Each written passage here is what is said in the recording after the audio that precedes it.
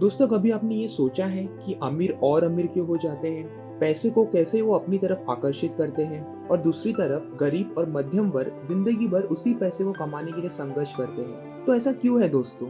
Robert Kiyosaki ने अपनी पुस्तक रिच डैड पुअर डैड में ऐसे ही कुछ नियम बताए हैं जो अगर आप अपनाते हो तो आप भी बहुत ही आसानी से अपनी तरफ पैसों को आकर्षित कर पाओगे। तो सबसे पहले चलिए रॉबर्ट कियोसाकी के बारे में जानते हैं। रॉबर्ट कियोसाकी ने अपने खुद के पिता और अपने सबसे अच्छे दोस्त के पिता से पैसे के बारे में सीखा। वे दोनों मेहनती थे और उन्होंने अच्छी संपत्ति भी बनाई। लेकिन उनके खुद के पिता, जो एक बुद्धिमान व्यक्ति थे और जिन्होंने पीएचडी भी की थी, उन्होंने आर्थिक रूप से हमेशा संघर्ष किया। और उनके दोस्त के पिता, जिन्होंने सिर्फ 8वीं तक की शिक्षा प्राप्त की थी, वे हवाई के सबसे अमीर व्यक्तियों में से एक बन गए। तो आइए इसको और गहराई से समझते हैं कि रॉबर्ट के अमीर पिता ने ऐसा क्या किया कि वो हवाई के सबसे अमीर व्यक्ति बन गए। उससे पहला थोड़ा फाइनेंशियल स्टेटमेंट के बारे में जानते हैं। ज्यादातर लोग इनकम और एक्सपेंस के बीच के अंतर को तो समझ लेते हैं, लेकिन वे एसेट और लायबिलिटी के बीच के अंतर को नहीं समझ पाते। एसेट ऐसी चीज है जो आपकी जेब में पैसा डालती है और लायबिलिटीज आपकी जेब से पैसा निकालती है। एसेट आपके लिए काम करती है और जब आप काम नहीं कर रहे होते तब भी आपके लिए इनकम जनरेट करती रहती है। आइए इसे एक एग्जाम्पल से समझते हैं। आपका एक घर है जिसे आपने किराए पर दिया है और उसका किराया प्रति महीना आपको 15,000 रुपए मिल रहा है। तो वो घर आपके लिए एक एसेट हुआ। दूसरी ओर एक बड़ा घर आपने आपके व्यक्तिगत उपयोग के लिए लोन पे खरीदा और जिसके लिए हर महीना आपको बैंक को लोन का भुगतान करना पड़ता है, तो ये घर आपके लिए लायबिलिटी हुई। एक बड़ी कार जिसे निजी इस्तेमाल के लिए आपने खरीदा, वो भी लायबिलिटी है क्योंकि वो हर महीना अपना मूल्य खो रही है, जिसे हम इंग्लिश में डेप्रिसिएशन भी कहते हैं। तो अब हम समझ गए कि एसेट और लायबिलिटी क्या है। तो आइए इस बुक में से सबसे इम्पोर्टेंट लेसन को समझें। पहली महत्वपूर्ण बात जो इस बुक में समझाई है वो है माइंडसेट, यानी मानसिकता के बारे में। दोस्तों, आपकी मानसिकता पे ही निर्भर करता है कि आप किस तरह की जिंदगी जियोगे। जब हम बच्चे थे तो हमारे माता पिता हमें क्या कहते थे एजुकेशन के बारे में, पैसे के बारे में। देखते हैं रॉबर्ट के डैड उनसे क्या कहते हैं। उनके गरीब पिता हमेशा रॉबर्ट से कहते कि आगे बढ़ो और अच्छी से अच्छी शिक्षा प्राप्त करो ताकि तुम्हें एक अच्छी नौकरी मिल सके। रॉबर्ट के खुद के पिता कन्वेंशनल एजुकेशन में विश्वास करते थे। वो एक शिक्षित बुद्धिमान व्यक्ति थे, लेकिन उन्होंने वास्तव में पैसे और फाइनेंस के बारे में कभी नहीं सीखा। इस मामले में वो पूरी तरह से अनजान थे। पैसा कैसे काम करता है ये उन्हें नहीं पता था। दूसरी ओर उनके अमीर पिता, जो केवल 8वीं तक पढ़े थे, उन्होंने हमेशा रॉबर्ट को अच्छी शिक्षा प्राप्त करने की सलाह दी ताकि वो अपने खुद का व्यवसाय शुरू कर सके और दूसरों को रोजगार दे सके। दोनों पिताओं के मानसिकता में बहुत बड़ा अंतर आप देख ही सकते हो। उनके गरीब पिता कह रहे थे कि शिक्षा प्राप्त करें ताकि आपको नौकरी मिल सके, जबकि उनके अमीर पिता कह रहे थे कि शिक्षा प्राप्त करें ताकि आप एक व्यवसाय शुरू कर सके और अन्य लोगों को नौकरी दे सके।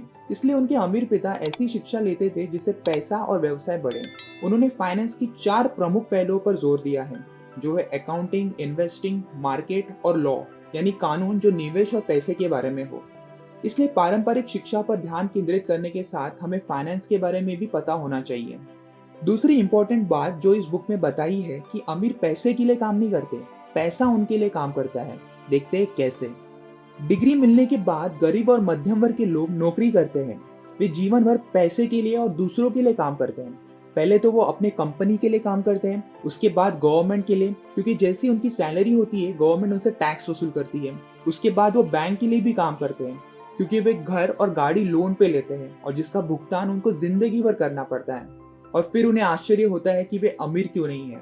वे अपना खुद का व्यवसाय शुरू करने से डरते हैं और यही सोच अमीर को गरीब से अलग करती है।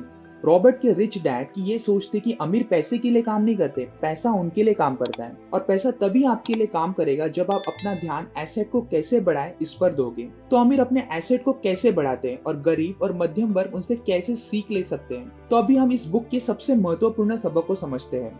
रॉबर्ट कियोसाकी कहते हैं कि आप कितना पैसा कमाते हो उससे कोई फर्क नहीं पड़ता, लेकिन आप कितना पैसा खुद के लिए रख रहे हो वो ज्यादा मायने रखता है। समझो आपके पास नौकरी या व्यवसाय है और हर महीना आपको सैलरी या इनकम आती है, तो उस पैसे को आप कैसे निवेश या फिर खर्च करोगे वो ज्यादा मायने रखता है। चलिए देखते हैं कि कैसे गरीब, मिडिल क्लास और अमीर व्यक्ति पैसे को खर्च करते हैं। गरीब व्यक्ति का इनकम सोर्स होता है उसकी सैलरी।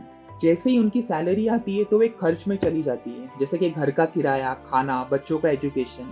महीने के आखिर में उनके पास कुछ पैसा नहीं बचता, और अगर कुछ बचता भी है तो वो कभी उसे अपनी एसेट को बढ़ाने के लिए उपयोग नहीं करते, क्योंकि उन्हें इस बारे में कोई जानकारी ही नहीं है। उन्हें समझ में नहीं आता कि पैसा कैसे काम करता है। इसके लिए इनकम आती है और एक खर्च के रूप में बाहर चली जाती है। दूसरी ओर मध्यम वर्ग के लोग जिनकी इनकम गरीब व्यक्ति से ज्यादा होती है, लेकिन वो अपनी इनकम लाइबिलिटीज पे खर्च करते हैं, क्योंकि वो लोन पर घर लेते हैं, कार, फर्नीचर, इलेक्ट्रॉनिक्स खरीदते हैं। ये लाइबिलिटीज खर्च बन जाती है, क्योंकि उन्हें हर महीना बैंक को लोन का भुगतान करना पड़ता है। तो भले ही उनकी इनकम ज्यादा है, लेकिन उनकी लाइबिलिटीज भी अधिक होती है, जो अंत में उनकी जेब से पैसा निकालते रहती है। उनके पास बहुत कम एसेट होते हैं, जैसे कि एफडी, बैंक सेविंग, जिसका इंटरेस्ट रेट आपको तो पता ही होगा कि दिन भर दिन घटते ही जा रहा है। तो फाइनली फ्रेंड्स, अमीर लोग अपने पैसे को बहुत समझदारी से खर्च करते हैं। इनकम आते ही सबसे पहले वो इसका एक हिस्सा अपने एसेट में निवेश करते हैं, जैसे कि real estate, stock market investment. फिर तुरंत अपने पैसे को काम पे लगा देते हैं। रॉबर्ट कियोसाकी कहते हैं कि एक बार आपने आपके पैसे को एसेट में डाल दिया तो आपका पैसा आपके लिए कर्मचारी बन जाता है। और उस कर्मचारी की सबसे अच्छी बात यह है कि वो 24 घंटे आपके लिए काम करता है। तो इस तरह पैसे को काम पे लगाने के बाद अमीर अपनी बची हुई इनकम का उपयोग अपने खर्च और लाइबिलिटीज के लिए करते हैं। तो डिफरेंस आपको समझा होगा दोस्तों।